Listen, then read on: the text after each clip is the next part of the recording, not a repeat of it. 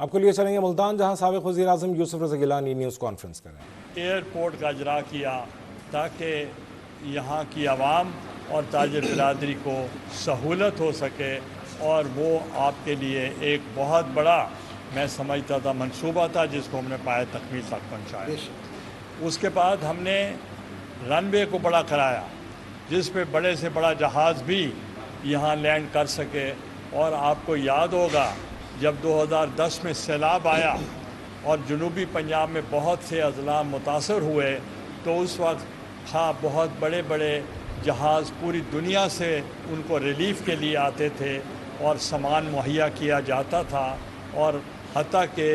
وہ خالد بن ولید اور ان کی پرنسس وہ بھی یہاں تشریف لائیں، اور پرائم منسٹر ایردوغان وہ بھی یہاں تشریف لائے، اور لوگوں کو جو سہولت پہنچا سکتے تھے سیلاب میں انہوں نے پہنچائی۔ اسی ہی طریقے کے ساتھ مجھ سے مطالبہ کیا گیا کہ یہاں تاجر برادری کا کہ موٹر وے ہونی چاہیے، اور آپ نے دیکھا کہ میں نے ملتان سے خانے وال اور فیصل آباد سے گوجرا تک میں نے دونوں طرف سے شروع کرا دی تاکہ زیادہ سے زیادہ وہ مکمل ہو جائے، اور ہر آنے والی گورنمنٹ جو ہو اس کے لیے ایک ضروری ہو جائے کہ اس مسنگ لنک کو مکمل کریں۔ وہ آپ نے دیکھا کہ موٹر وے کا آپ کو بہت فائدہ ہو۔ اس سے بڑھ کر آپ نے دیکھا کہ بہت سے تاجر برادری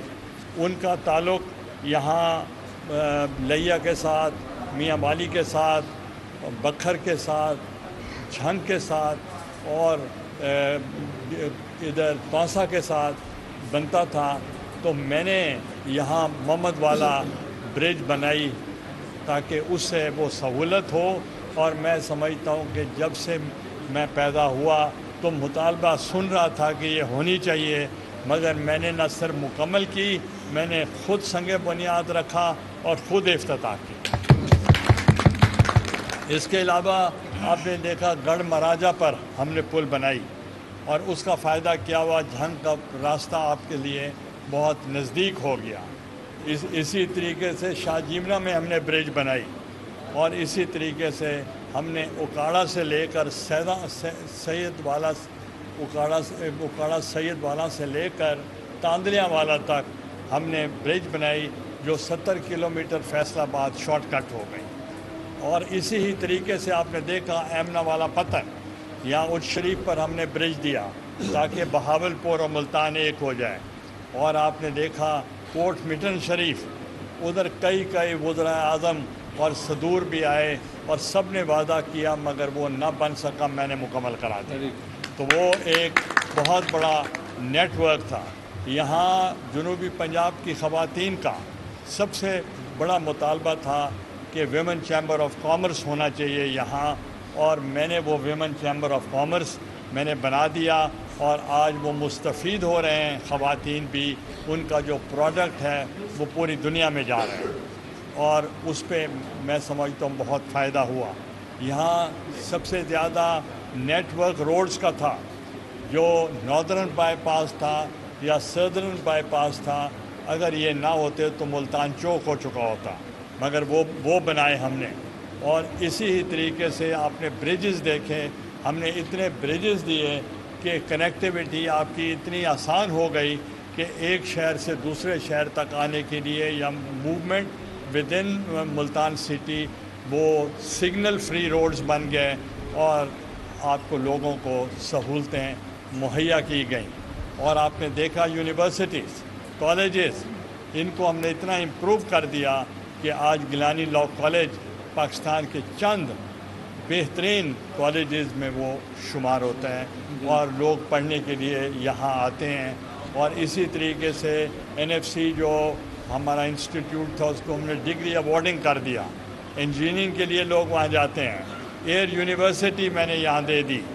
اور اسی طریقے سے بہت سے جو کام تھے ہم نے یہاں کرائے۔ اور سیوریج کے لیے آپ دیکھیں قلعہ کونا قاسم باغ، آپ جب جاتے تھے تو گھنٹہ گھر کیسا تھا اور آج دیکھیں کیسا ہے، اور وہاں کتنا کھلا ہوا ہو چکا ہے۔ اور میں چند دن کے لیے ہمیں گورنمنٹ ملی یہ صوبے کی، تو ہم نے وہاں ملتان کے لیے کیڈٹ کالج منظور کرا دیا. ملتان پبلک اسکول بھی میں نے شروع کرایا, اور میرے جد امجد نے تو پورا ملتان کو تعلیم کا انہوں نے منبع بنا دیا, اور وہ خاندان سر سید ملتان کہلانے لگا. تو اس لیے میں بتانا چاہ رہا ہوں کہ ہم نے تاجر برادری کے لیے جب بھی موقع ملا اور جب موقع ملے گا تو انشاءاللہ ہمارا وعدہ ہے کہ ہم ایسے انفراسٹرکچر آپ کے لیے پیدا کریں گے کہ تاکہ ملتان کے لوگ مستفید ہو سکیں اور تاجر برادری کے لیے کاروبار میں سہولتیں مہیا ہوں. یہ ہمارا وعدہ ہے آپ کے ساتھ. تو دوسرا, یہاں امپورٹڈ کی بات ہوئی تو آپ نے دیکھا کہ فورن فنڈنگ کیس کا فیصلہ آنے کے بعد الیکشن کمیشن سے یہ ثابت ہو گیا کہ فورن فنڈنگ یا امپورٹڈ پیسوں کے ساتھ پی ٹی آئی بنائی گئی, اور جو حکومت فورن فنڈنگ سے بنائی گئی ہے تو کیا وہ پارٹی جو ان کی ہے وہ امپورٹڈ پارٹی ہے یا نہیں ہے؟ وہ پارٹی امپورٹڈ ہے, اور اس لیے ان کو یہ کہنا کہ ہم امپورٹڈ گورنمنٹ ہیں تو یہ مذاقہ خیز ہے, اور خود فنڈنگ سے چلا رہے ہیں پارٹی, اور ہمیں تانا ہمیں دے رہے ہیں. اور صدر صاحب نے کہا کہ جو کینڈیڈیٹ ہے وہ بھی امپورٹڈ ہے, وہ بھی یہاں لوکل نہیں ہے, وہ بھی امپورٹڈ کینڈیڈیٹ ہے. اور دوسرا, ایک طرف اسمبلیوں سے وہ کہتے ہیں ہم بائیک آؤٹ کرتے ہیں, ہم ریزائن کرتے ہیں, ہم نہیں جانا چاہتے, اور دوسری طرف وہ الیکشن میں حصہ لیتے ہیں. یہ ڈبل سٹینڈرڈ ہے, یہ مجھے سمجھ نہیں آ رہی. ایک مرتبہ ex prime minister Imran Khan سے پوچھا گیا کہ آپ کہتے ہیں کہ میں 9 سیٹوں پر الیکشن لڑوں گا, تو یہ بتائیں کہ اگر 9 سیٹیں آپ جیت گئے تو پھر کیا کریں گے؟ انہوں نے کہا میں پھر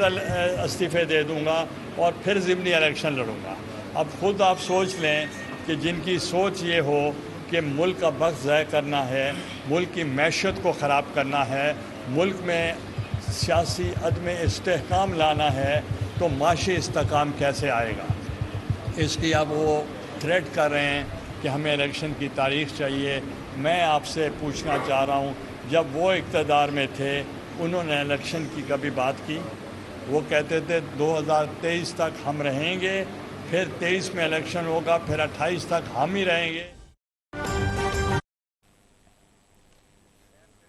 ملتان میں سابق وزیر اعظم سرنڈر یوسف رضا گیلانی کی نیوز کانفرنس آپ براہ راست دیکھ رہے تھے.